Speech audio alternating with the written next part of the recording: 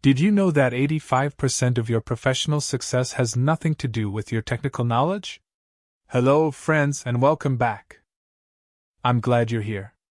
I want you to take a deep breath. I want you to unplug from the noise of the news cycle, the notifications pinging on your phone, and the endless scroll of social media.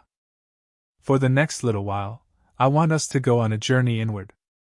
We are going to explore the single most complex, volatile, and rewarding machinery in the known universe. I'm not talking about artificial intelligence, and I'm not talking about quantum computing. I'm talking about the human being sitting across from you at the dinner table.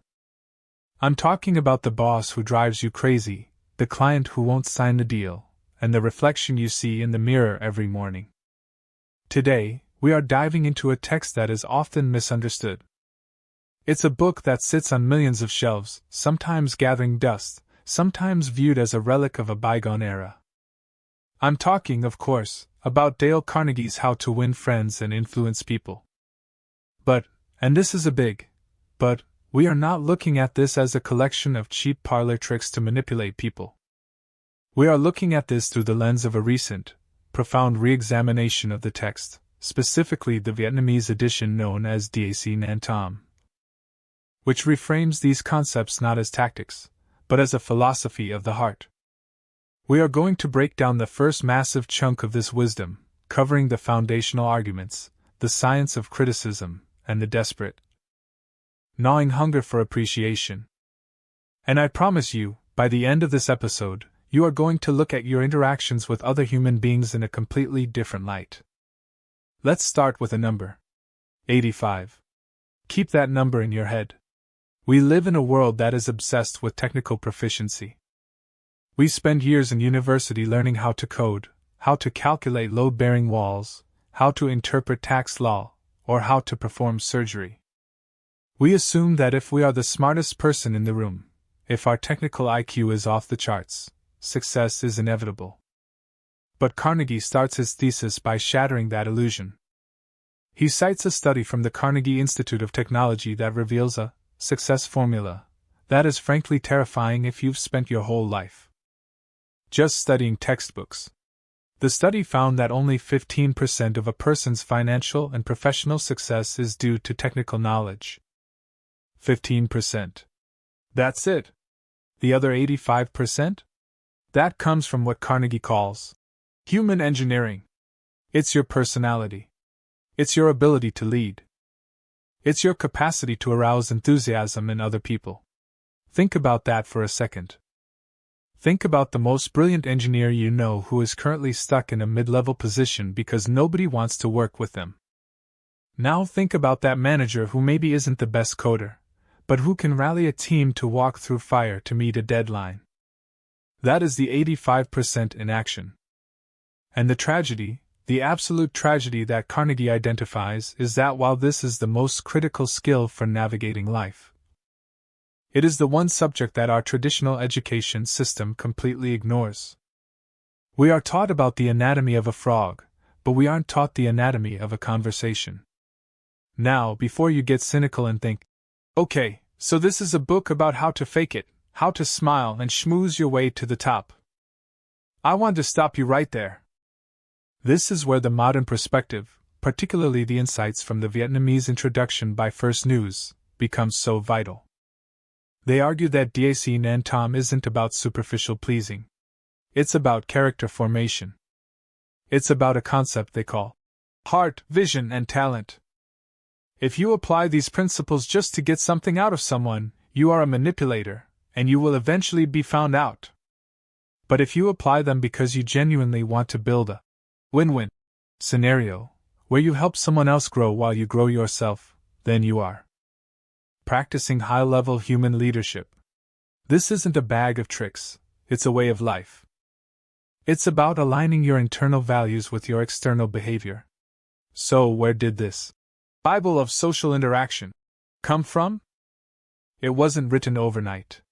Carnegie didn't just wake up one morning with a list of rules. This book is the result of a 15-year research project. It's a scientific inquiry into the nature of success. Carnegie realized his adult students in New York didn't just need public speaking tips, they were terrified of social friction. They didn't know how to handle an angry customer or a disappointed spouse. Because there were no textbooks on the subject, Carnegie had to build one. He hired a researcher who spent a year and a half just digging through libraries.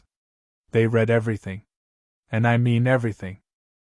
They read the biographies of Julius Caesar to see how he handled his legions. They read over 100 books on Theodore Roosevelt alone to understand how he managed his cabinet. Carnegie personally interviewed the giants of his day, people like Marconi and Franklin D.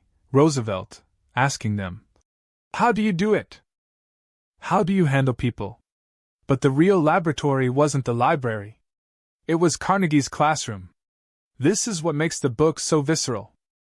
He would teach a principle, and then he would tell his students, "Go out into the city of New York this week and try it. Use it on your boss, use it on your doorman, use it on your wife. Then come back and tell us what happened." The stories in this book are field reports from the front lines of human interaction. We hear about a manager of 314 employees who was a tyrant of criticism. He was creating a toxic environment where everyone was an opponent. He applied these principles, shifted from criticism to encouragement, and suddenly, the opponents became friends. Even the security guards started greeting him. That's not just a nice story, that is a fundamental shift in the culture of a workplace, driven by one person changing their approach. Carnegie quotes the philosopher Herbert Spencer, who said, "The great aim of education is not knowledge but action." And that brings us to the instruction manual portion of our discussion. How do you actually read a book like this? Most of us read a book once, nod our heads, say, "That was interesting," and put it on the shelf. Then we go right back to our old habits. Carnegie warns us, if you do that, you are wasting your time. To master human engineering, you are fighting against your own nature. You are fighting against a lifetime of reflex. He suggests a method that is almost like a game, but a high-stakes one. First, you have to read each chapter twice. You have to treat the book as a working document, underline it, write in the margins. But here's my favorite part. He suggests gamifying your self-improvement. He talks about a system where you ask a friend or a family member to fine you every time they catch you violating a principle. Imagine that. Imagine telling your spouse, "Every time I criticize you or complain this week, I owe you $1. Do you realize how quickly you would become aware of your own behavior? It forces mindfulness. Carnegie tells the story of a Wall Street banker who had a secret ritual. Every Saturday night, he would lock himself in his study for a self-audit. He would look at his calendar and replay every interview, every discussion, every meeting from the past week. And he would ask himself ruthless questions. What mistake did I make here? Was I right? Was I wrong? Could I have been kinder? Did I listen? He admitted that in the beginning, these sessions were painful. He was horrified by his own blunders. But over the years, the mistakes became fewer. His intuition sharpened. He became a master of people, not because he was born that way, but because he had the humility to audit his own performance. Now, let's pivot to the meat of the matter. The first major principle. If you take nothing else away from this podcast, take this image. If you want to gather honey, don't kick over the beehive. We are talking about criticism. The urge to condemn. The urge to say, "You're wrong, and here is why." Carnegie's argument is radical in its simplicity. Criticism is futile. It is a waste of energy. Why? Because 99 times out of 100, people do not criticize themselves for anything, no matter how wrong they may be. When you criticize someone, you aren't correcting them, you are forcing them to defend themselves. You are wounding their pride. And when you wound a person's pride, they don't learn, they just resent you. Let's look at the extreme end of the spectrum to prove this point. Carnegie takes us into the mind of the criminal. He tells the story of Two Gun Crowley. This was a man who, in 1931, was trapped in a shootout with the police. He was a cop killer, a violent, dangerous man. While the police were firing into his apartment, Crowley wrote a letter. And what did he write? Did he write, "I am a monster, I deserve to die"? No. He wrote, "Under my coat is a weary heart, but a kind one that would do nobody any harm."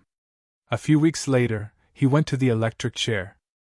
His last words weren't, "I'm sorry for killing people." His last words were, "This is what I get for defending myself." Here is the chilling realization: if Al Capone, if Two-Gun Crowley, if the men in Sing Sing prison don't blame themselves for their crimes, if they can rationalize murder, what makes you think the people in your life are going to accept your criticism about the dishes, or the quarterly report, or their driving? Human nature is a mechanism of self-justification. B.F. Skinner, the famous psychologist, proved this in the lab. Animals rewarded for good behavior learn rapidly. Animals punished for bad behavior learn slowly and develop strange side effects. The same applies to humans. We crave approval and we dread condemnation. One of the most powerful examples Carnegie gives is about Abraham Lincoln. We think of Lincoln as this stoic, gentle giant. But as a young man, he was a troll. He wrote mocking letters. He ridiculed people. In 1842, he ridiculed a politician named James Shields so badly that Shields challenged him to a duel. Can you imagine? The future president of the United States facing off in a field with broadswords, which was the weapon of choice, ready to kill or be killed. All because of a sarcastic letter. The duel was stopped at the last minute, but it shook Lincoln to his core. He realized that his criticism almost cost him his life. From that day forward, he almost never criticized anyone. During the Civil War, when his generals were failing him, when General Meade failed to pursue Lee after Gettysburg, essentially prolonging the war, Lincoln wrote a letter. It was a harsh letter. But he never sent it. It was found in his papers after he died. He realized that from the safety of the White House, it was easy to judge. But if he had been on the battlefield, seeing the blood and the horror, maybe he wouldn't have been so eager to attack either. He learned the power of the pause. Let's bring this into the modern day, or at least, the era of aviation. There is a story about Bob Hoover, a famous stunt pilot. He was flying a vintage prop plane when both engines cut out. He managed to land, saving the plane and himself, but it was a close call. He checked the fuel tanks and realized the mechanic had put jet fuel in a propeller plane. It ruined the engines. It could have killed him. Now, imagine the scene. The pilot walks back to the hangar. There is the mechanic, young, terrified, weeping, knowing he almost killed a legend. What would you do? Scream? Fire him? Sue him? Bob Hoover walked up to him, put his arm around his shoulder, and said, "To show you I'm sure that you'll never do this again, I want you to service my F-51 tomorrow." That is leadership. That is human engineering. By forgiving instead of condemning, he created a loyalty that money cannot buy. He didn't kick the beehive, he calmed the bees. So, if we aren't supposed to criticize, what are we supposed to do? How do we actually get people to do what we want? This leads us to the second major principle, or what Carnegie calls the big secret of dealing with people. There's only one way under the sun to get anybody to do anything. Have you ever thought about that? You can put a gun to someone's head, and they will give you their wallet. You can threaten to fire an employee, and they will show up on time, for a while. But those are crude methods with toxic fallout. The only way to get someone to do something willingly is to make them want to do it. And how do you make them want to do it?